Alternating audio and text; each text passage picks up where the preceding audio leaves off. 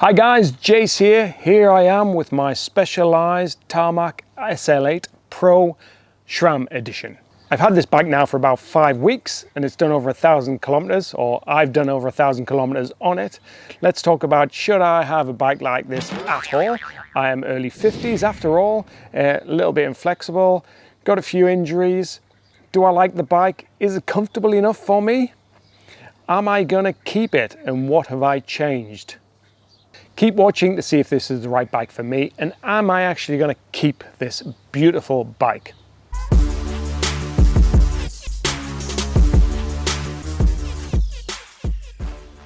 First of all, I am going to caveat that I'm just an early 50s average rider, normally a mountain biker. I have reviewed a few or looked at a few of my old bikes in the past, but never a road bike.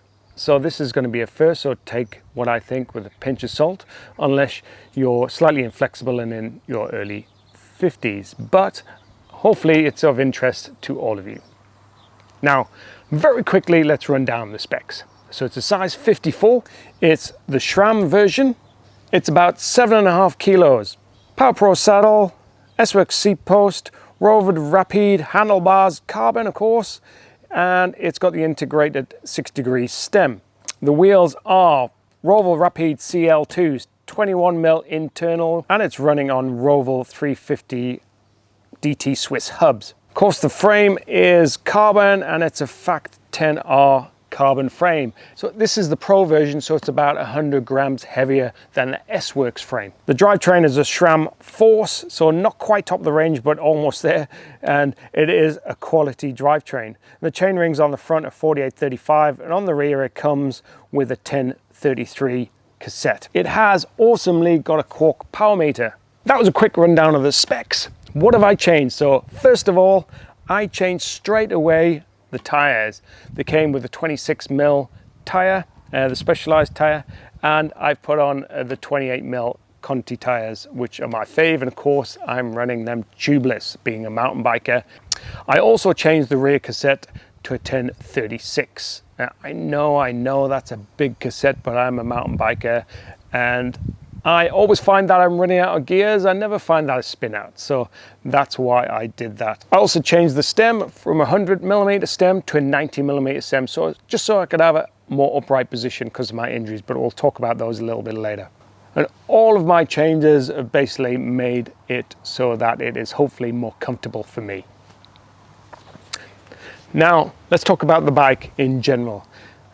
I originally wanted to get a different color because I hate matte bikes, but this is actually satin, so it's in between matte and in between gloss, and it does polish up well, and the paint job has actually grown on me. The black and white paint job has grown on me. I'd probably still prefer gloss, but we can't have everything, and it is still a nice bike. How smooth is it? Well, it's pretty smooth, especially with the 28mm tires. And I found the faster you go on it, the faster it does feel. So if you're going at 45k an hour on a bunch ride on the flat, it feels quite easy compared to my previous bike, which was the S-Works Roubaix. What do I love about it? The drivetrain. I've upgraded from my old 11-speed SRAM ETAP drivetrain to this Force drivetrain, and the Force is the new one, so it's about six months old or so. I like it when you change from the small to the large chain ring, and then it changes down a couple of gears, so you don't have to spin out as much. I know the Di2 does that, but this is a great upgrade I found. It is a light bike at about 7.5 kilos, so it should be good for climbing. I have done a few climbs, not a lot of climbs.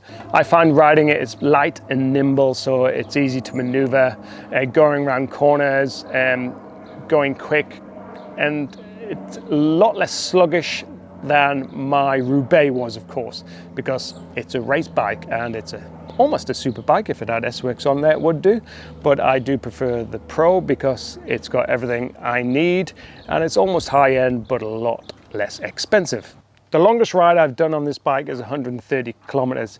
Now, I did find that it was quite tough on my back and neck. And a bit of history, I had a neck fracture about 1.5 years ago. Oh! And when I do ride my mountain bike and push out a lot of power, I tend to get some lower back pain. Now, I haven't had too much lower back pain, but I have suffered from neck and upper back pain. So that was a little bit problematic. I do like the way it rides. It feels really smooth going along, even on slightly rougher tarmac like we've got here in New Zealand. It is pretty smooth. The faster you go, the smoother it feels. And it is quite comfortable. And I've had this neck pain for a while now, and I'm trying to get it sorted. So I can't decide if it's the bike or if it's my body. Now, it doesn't matter what it is. The fact that I get pain from riding it is a bit of a problem. In conclusion then, what's going to happen? Am I going to keep the bike? Well, I'm going to give it 3 to 6 months to see if my treatment's working in my neck, see if I adapt to the bike, especially on those longer rides. If I don't and I'm still getting some pain, I'm afraid the bike, or at least the frame, are gonna have to go, and I'll probably get an endurance frame and swap all the components, or sell this bike as a whole and get a new endurance bike. All in all, should I have bought this bike? Well, probably not. It suits probably the younger rider that is a little bit more flexible, unlike me, and of course I've got it as high as I can for comfort. But you know what, I thought I'd give it a go, try to get a race bike for the very last time, see how it is, and if not, I'll get an endurance bike, and I think that's probably what I'm going to end up having to do. But let's find out in 6 months' time, shall we? Thanks for watching. Give me a thumbs up if you like the content, and I will see you again soon.